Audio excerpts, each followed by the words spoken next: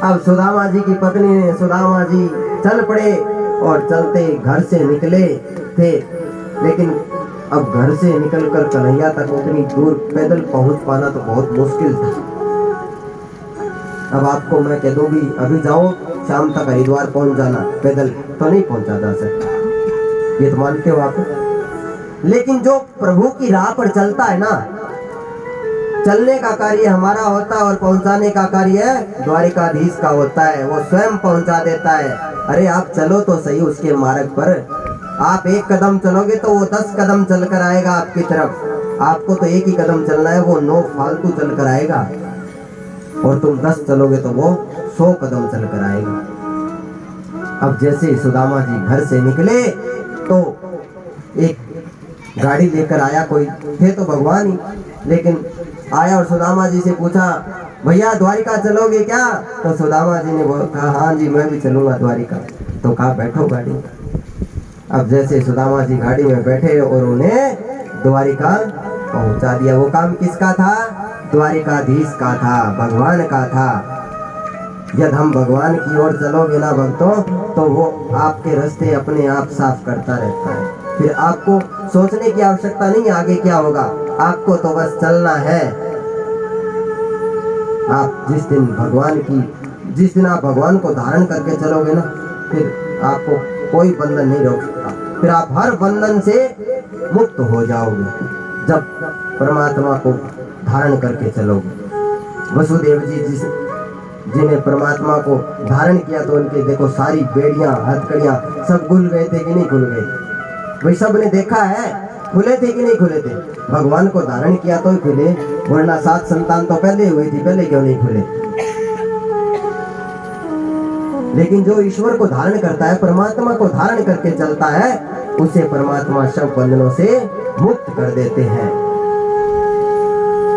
अब द्वारपालों ने सुदामा से कहा कि देखो, सुदामा कह रहे द्वारपालों से कि मैं कृष्ण का बचपन का मित्र हूँ, मुझे कृष्ण से मिलना है। और जब नहीं मिलाया तो सुदामा ने कहा कन्हैया तेरे द्वार पे खड़ा हूँ, क्या तू मुझे गले से नहीं लगाएगा? सुदामा ने कहा कि मैं तेरे द्वार पे खड़ा हूँ, क्या तू मुझे गले से नहीं लगाएगा? जब अपनों ने साथ छोड़ दिया तब द्वारपालों ने भी इनकार कर दिया। सुदामा के बार बार कहने पर, आग्रह करने पर भी सुदामा से कहा कि तुम्हें कन्हैया से नहीं मिलाया जा सकता, तुम जाओ। बार बार द्वारपालों से आग्रह किया तो सुदामा ने कहा हरे द्वारपालो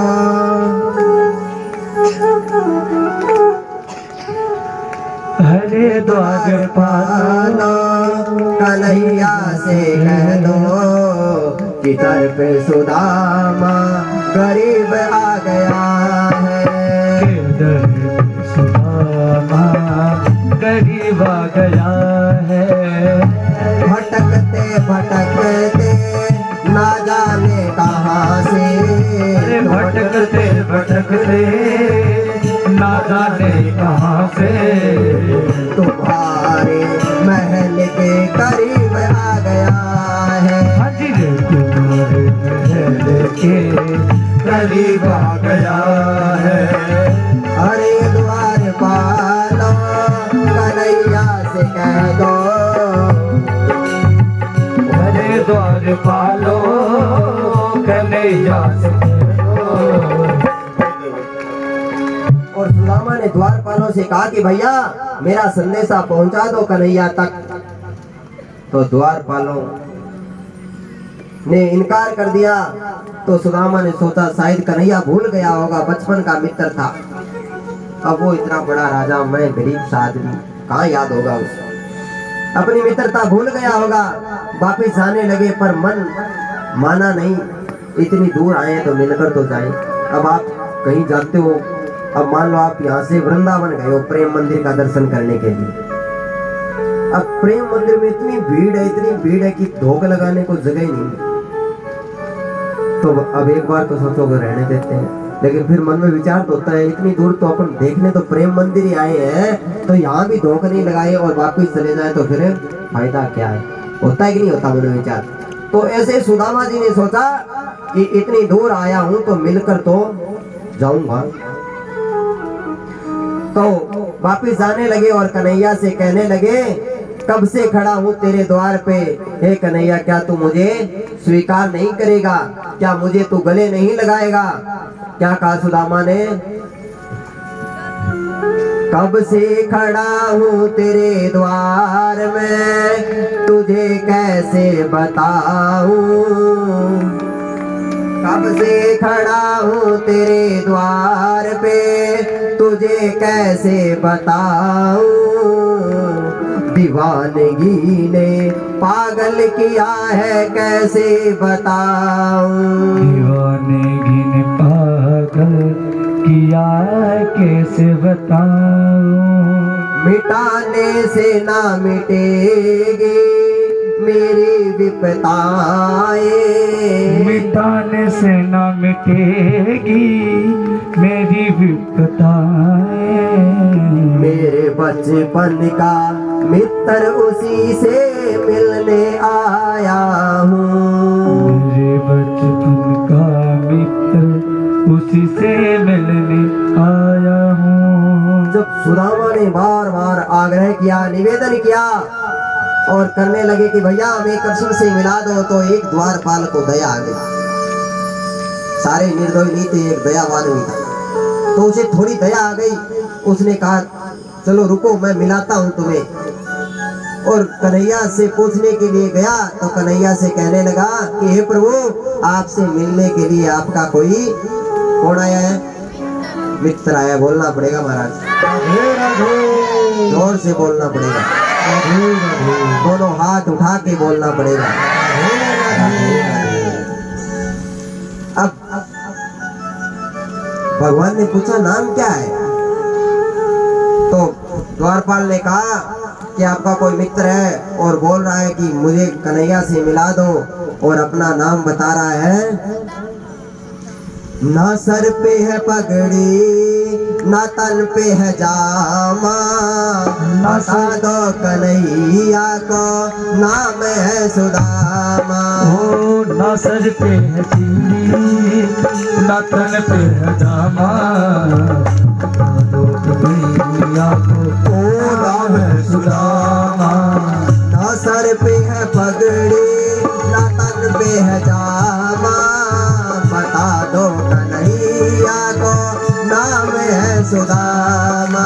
ओ ना सर पे है पगड़ी ना तन पे है जामा, बता दो कन्हैया को नाम है सुदामा। जैसे ही भगवान ने सुदामा का नाम सुना तो दौड़ पड़े द्वारिकाधीश, सुदामा सुदामा सुदामा दौड़ पड़े, और दौड़कर भगवान ने आज सुदामा को अपने हृदय से लगाया है। बोलिए भक्त वत्सल भगवान की। भगवान को भक्त वत्सल क्यों कहा जाता है? वत्सल में क्या होता है? वत्सल का अर्थ पता है किसी को क्या होता है? कल बताया था मैंने। वत्सल यानी बछड़ा। भगत क्या होता है? जैसे गाय अपने बछड़े को चाट कर निर्मल कर देती है, ऐसे ही भगवान अपने भगत को चाट कर निर्मल कर देते हैं। इसलिए भगवान को क्या कहा जाता है? बोलिए भक्त वत्सल भगवान की। अब वत्सल में क्या होता है? बछड़ा। तो हम क्या है? किसके? भगवान के। याद रखना, आप भूलते जल्दी हो, थोड़ा याद रखा करो। अब जैसे भगवान ने सुदामा को हृदय से लगाया और अपने आसन पर बैठाया, भगवान बैठाते हैं सुदामा को अपने आसन पर। किसे बैठाते हैं? प्रेमी को बैठाते हैं भगवान अपने आसन पर, जो भक्त होता है भगवान का। और सुदामा जी बैठ गए प्रेम पूर्वक, और रुक्मणी से कहा कि जल्दी जाओ थाली लेकर आओ। रुक्मणी ने थाली लाने में देर क्या लगाई, भगवान स्वयं लेकर आए हैं थाली। और जल मंगाया तो रुक्मणी ने जल लाने में देर क्या लगाई, भगवान ने अपने आंसुओं से सुदामा के पांव पखार दिए, पांव धो दिए। बोलना पड़ेगा महाराज। इतना अपार प्रेम था किसके प्रति? भगत के प्रति। अब आप ये मत सोचना कि सुदामा गरीब था तब भगवान ने उसका इतना साथ दिया। गरीब तो आज भी आपको बहुत मिल जाएंगे। कल बताया था ना मैंने, लेकिन सुदामा जैसा प्रेमी होना चाहिए, तभी भगवान अपने सिंहासन पर उसे बैठाते हैं। और अपने आंसुओं से इतना प्रेम कि नेत्रों के जल से पग धो दिए कि पाँव धोने की खातिर रोया, खुशी के मारे रोया। पाँव धोने की खातिर रोया, खुशी के मारे रोया। पाँव के छाले देखे तो दुख के मारे रोया। हाँ जी, पाँव के छाले देखे तो दुख के मारे रोया। पाँव धोने की खातिर खुशी के मारे रोया। पाँव धोने के खातिर खुशी के मारे रोया। आंसू थे बस भरपाई हर जाना के लिए, ये आंसू की भरपाई थी हर जाना के लिए। कन्हैया उतना रोया रोया है सुदामा के लिए। कन्हैया इतना रोया रोया है सुदामा के लिए। जितना राधा रोई रोई कान्हा के लिए, जितना राधा रोई रोई कान्हा के लिए। कन्हैया उतना रोया रोया है सुदामा के लिए। कन्हैया उतना रोया रोया है सुदामा के लिए।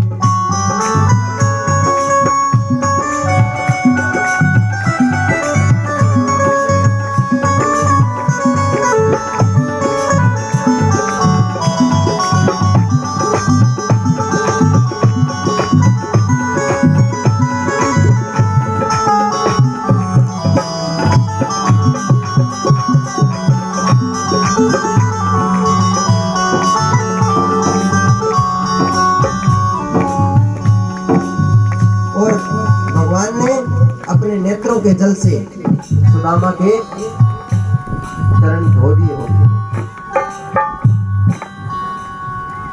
और सुदामा से कहा कि भाभी ने मेरे लिए क्या दिया है। तो सुदामा के पास वो चावल की पोटली थी, तो सुदामा जी छुपाने लगे, तो भगवान ने वो छीन ली।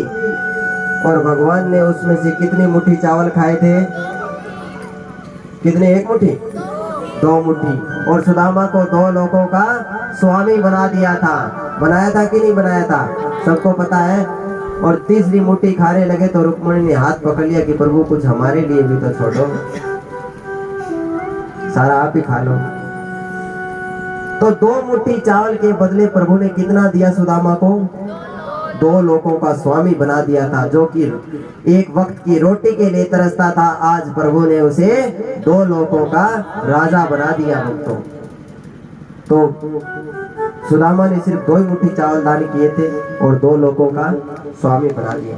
तो थोड़ा थोड़ा आप लोग भी दान किया करो भाई। 2 लोग का नहीं तो 1 लोग का तो बना ही देगा, है कि नहीं भाई? सुदामा जितने प्रेमी तो नहीं बन सकते, लेकिन सुदामा 100% प्रेम करता था, तो हम 2% तो प्रेम कर ही सकते हैं भगवान से। कर सकते हैं कि नहीं कर सकते? तो यदि हम भी दान करेंगे तो वो भी तो भगवान तक जाएगा। तो सुदामा के 2 मुट्ठी चावल दान करने से भगवान ने उसे 2 लोगों का स्वामी बना दिया। यदि हम भी थोड़ा थोड़ा दान करेंगे तो प्रभु हमें भी ज्यादा नहीं तो 1 लोग तो दे ही देगा, पक्की बात है। बोलना पड़ेगा महाराज। राधे राधे। बोली द्वारिकाधीश भगवान की। अब जब सुदामा ने जाने के लिए कहा तो कन्हैया फिर रोने लगे। उसके आने पे रोया, उसके जाने पे रोया। उसके आने से रोया, उसके जाने से रोया। होके गद गद चावल के दाने दाने पे रोया। होके गद गद चावल के दाने दाने पे रोया। बनवारी वो रोया बस याराना के लिए। बनवारी वो रोया बस याराना के लिए। कन्हैया उतना रोया रोया है सुदामा के लिए। कन्हैया उतना रोया रोया है सुदामा के लिए। जितना राधा रोई रोई कान्हा के लिए। अरे जितना राधा रोई रोई कान्हा के लिए। कन्हैया उतना रोया रोया है सुदामा के लिए। कन्हैया उतना रोया रोया है सुदामा के लिए। बोलिए भक्त वत्सल भगवान की जय हो। जितना राधा जी कन्हैया के लिए रोई थी ना, आज उतने ही कन्हैया के लिए कौन रो रहे हैं? वो सुदामा के लिए कौन रोए हैं? कन्हैया रोए हैं। और सुदामा जी अपनी नगरी में गए, भगवान को 2 मुट्ठी चावल दान कर कर तो आगे सब कुछ, पूरी सुदामा नगरी क्या है, चेंज हो चुकी थी। टूटे फूटे मकान थे, आज वहां राजमहल बन चुके थे बड़े बड़े, और सारी नगरी सोने की हो गई थी भक्तों। तो सुदामा जी ने अपना जीवन आनंद से बिताकर और भगवान के निज धाम चले गए। सुदामा ने अपना जीवन आनंद से व्यतीत किया। और अब भगवान के पुत्र पौत्रादियों की चर्चा, उसके बाद कथा विश्राम होगी। तो भगवान के पुत्र पौत्रादियों को लेकर भगवान की सुंदर सी लीला करते हैं। और शाम्ब नाम के एक राजा थे, उन्होंने पेट के कपड़ा बांध रखा था।